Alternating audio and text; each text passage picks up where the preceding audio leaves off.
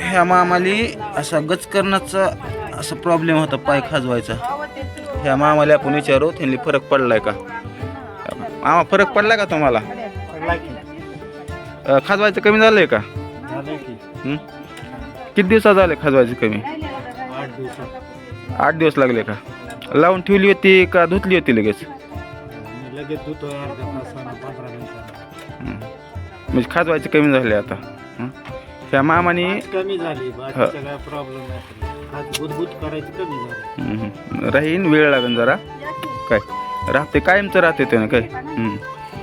ह्या मामाने पहिली एक साबण घेतली होती, आता या मामा 2 साबणा घ्यायला लागले. तर काय हे निमालवराची साबण आहे. ह्या साबणानं मामाला फरक पडला. ही साबण होती का मामा?